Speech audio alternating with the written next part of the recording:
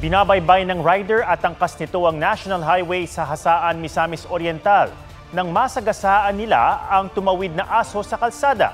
Natumba sila at napunta sa kabilang lane nang saktong dumaan ang isang bus. Nagulungan silang dalawa.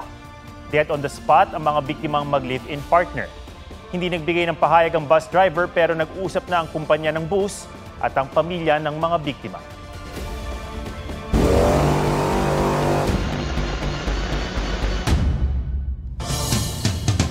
Idineklara ni Pangulong Marcos ang state of national calamity sa gitna ng matinding pinsalang iniwan ng Bagyong Tino.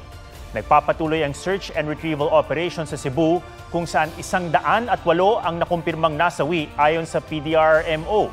May report si Emil Sumangil.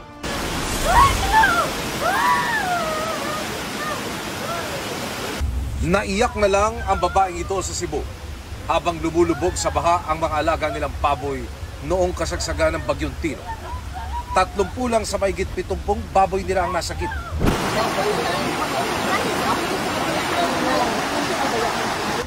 Sa barangay Kotkot sa Liloan, tila rumaragas ang ilog din ng baha.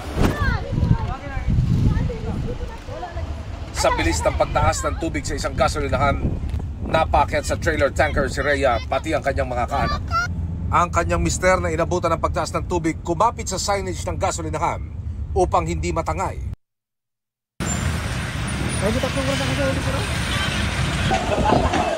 Sa kalapit na subdivision, wala nang nagawa ang mga residente kundi pagmasdan mula sa mga bubong ang pag-anod ng lampas taong baha sa kanilang mga gamit. Para-paraan ang lalaking ito para kunin ang aquarium na pinagtaguan ng cellphone ng isa sa mga residente. Paghupa ng baha, nabalot ng makapal na putik ang mga kalsada hanggang sa loob ng mga bahay. Dito, yung tubig, ito kataas. Ang ina namang residente nananatili pa rin sa second floor. Wala nang tubig pang hugas ng paa. Problema ang supply ng tubig sa malaking bahagi ng Liloan kaya may mga residenteng pinagtitiyagaan ng ganitong tubig. Ang hugas ng bahay namin yan, sir. Sa kabila ng matinding unos, may mga residente pa rin nagawa namang tumulong. Dali, libreng lumi, please! Mabilis na ramagasa ang baha sa subdivision at karatig na lugar matapos masira ang dike sa pag-apaw ng Kotkot River. Si Criza hindi malaman kung paano ilalarawan ng nadaramang sakit. Nakaligtas nga siya sa baha, namatay naman ang kanyang mister. 3 anak pati ang ama't pamangkin. Nawawala naman ang kanyang ina, tiyahin at 2 pamangkin. Wala ng bahay, wala lahat. Wala pamilya. Hanap magpadala ng crane para mahukay. Kasi ngayon, mga tao lang talaga naghahanap. Abot langit din ang hinagpis ni Dexy. Kabilang sa 25 nasawi sa Compostela ang 2 niyang anak pati ang buntis na manugang. Nakaligtas naman ang anak niyang si Ashley na inanod ng rumaragas ang baha. Ang pagkatagak na ako, di ba yun ko kay ba mo lang mo istorya. Ako manghod ka mauyot to siya.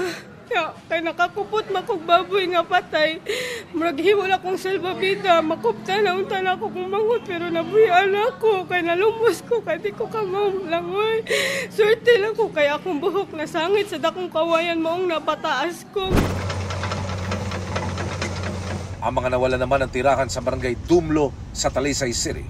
Sa gym muna ng barangay hall nanunuluyan. Pero dahil maputik, hindi rin magamit ang ipinamahaging tent. Sa Cebu City, natagpuan ang bangkay ng 2 sa 4 na natabunan ng landslide sa barangay Sapang Dako. Habang tuloy-tuloy ang search and retrieval operations sa mga nasawi at relief operations sa mga sinalanta, idineklara ni Pangulong Marcos ang state of national calamity sa buong bansa. Kasabay nito, naglabas ng 760 million pesos na ayuda ang kanyang opisina para sa halos 40 lokal na pamahalaan na nasa lanta ng bagyo. Emil Sumangil, nagbabalita para sa GMA Integrated News.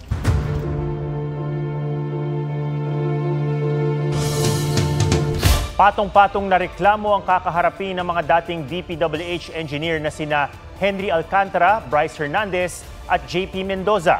Sinampan sila ng tax evasion dahil sa mahigit 1.2 bilyong pisong halaga ng buwis na hindi umano nila binayaran. Bukod pa yan sa mga kasong ipinasasampa naman ng ICI sa Ombudsman. May report si Joseph Moro. We need to love our country We need to love our countrymen. Bitbit Independent Commission for Infrastructure Chairman Andres Reyes Jr. ang placard na nananawagan ng pag-ibig ng i-anunsyong ika-4 nilang rekomendasyon kaugnay ng issue sa flood control projects. Pinakakasuhan ng ICI sa Ombudsman ang mga opisyal ng DPWH Bulacan 1st District Engineering Office sa pangunguna ni dating District Engineer Henry Alcantara at kinatawa ng contractor ng Top-Notch Catalyst Builders at Beam Team Developer Specialist kaugnay ng 95 million pesos na slope protection structure sa Bukawi, Bulacan na nadiskubreng ghost project.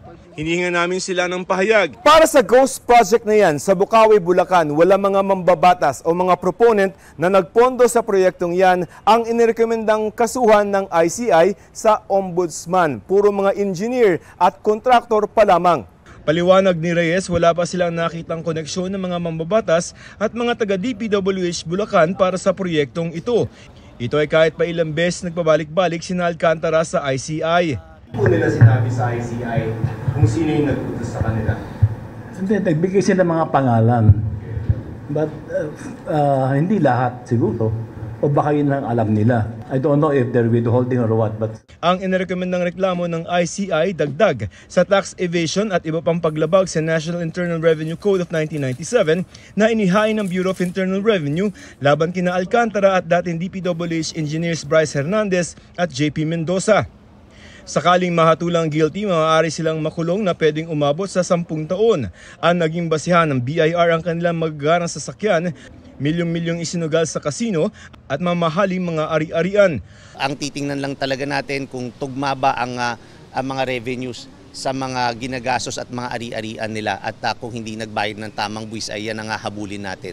Kabuuang 1.6 billion pesos ang buwis na hindi raw nabayaran ni Alcantara, Hernandez at Mendoza para sa taong 2020 hanggang 2024. Patuloy namang iniimbestigahan ng BIR ang mga government contractor na nag-donate sa kampanya ng mga kandidato. Gayon din ang mga kandidatong tumanggap ng donasyon.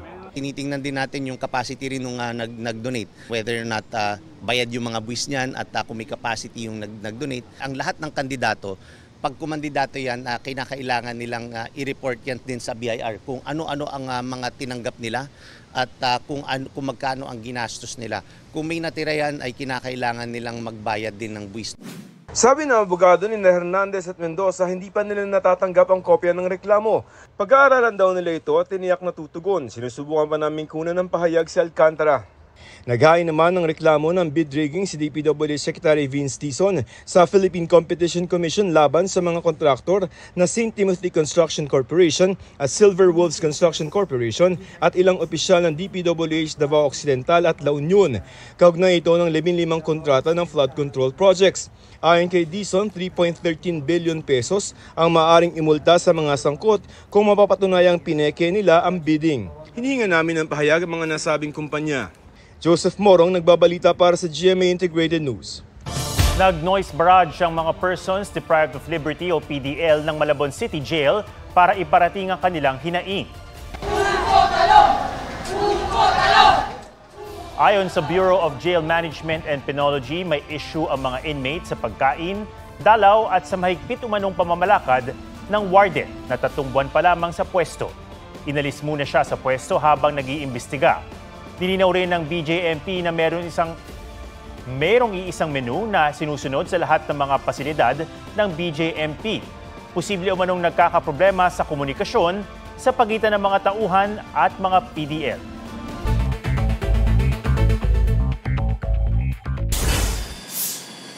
Mga nasawing Air Force personnel sa bumagsak na helicopter sa Agusan del Sur binigyan ng military honors. Dumating sa Villamor Air Base sa Pasay ang labi ng 4 sa 6 na sundalong tutulong sana sa mga sinalanta ng Bagyong Tino nitong Martes. Inuwi naman ang labi ng 2 iba pa sa General Santos City at Zamboanga City. Nagkaroon ng send-off ceremony para sa kanila kaninang umaga. Bilang ng mga Pilipinong walang trabaho nitong Setyembre, bahagyang tumaas kumpara sa parehong buwan noong 2024. Ayon sa Philippine Statistics Authority, 1.96 million ang unemployed nitong September 2025 na mas marami sa 1.89 million noong nakaraang taon. Pero kung ikukumpara sa August 2025, bahagyang bumaba ang bilang ng mga walang trabaho nitong Setyembre. Shino Gaston nagbabalita para sa GMA Integrated News. Hindi rin nakaligtas ang sektor ng agrikultura sa pananalasa ng Bagyong Tino. Ayon sa Agriculture Department, aabot sa 100 ektarya ang tubuhan at 500 ektarya ng mais ang nasira. Sa initial assessment, tinatayang nasa 13.26 million pesos ang halaga ng pinsala sa agrikultura sa Western at Eastern Visayas.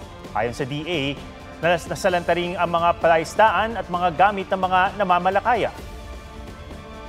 Ramdam ang epekto niyan sa Iloilo sa Leganes Public Market. Kulang ang supply ng isda matapos manalasa ang bagyo. Kaya ang ilang nagtitinda wala raw magawa kundi magtaas ng 20 pesos sa kada kilo ng isda.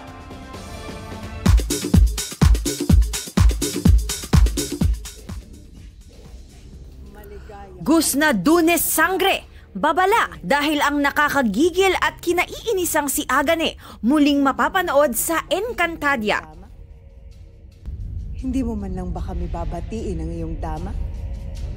Nostalgic feels nga raw ito para sa gumanap sa role na si Rochelle Pangilinan. Ang surreal nung pakiramdam na nakita-kita kami sa set at talagang babalik ang mga hator dito sa Encantadia. Aabangan kung ano ang magiging papel nila sa kwento lalo't kasama niya sa Balaak ang main villain squad, Hagorn at Gurna. Maraming salamat po at hindi kayo natakot sa amin parang mas na-excite kayo na babalik ang Hagorn, Agane, Gurna. Excited at naghahanda na rin si Rochelle sa Sex Bomb Reunion Concert sa December 4. Isang fan meet for a cause ang dinaluhan ni Will Ashley. Organize ito ng fans nila ni Bianca De Vera. Nag-perform din sa event sina sparkle artist Matt Lozano.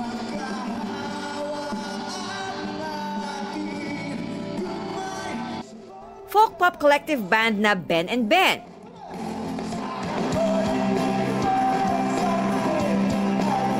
Pati na ang bandang Healy After Dark.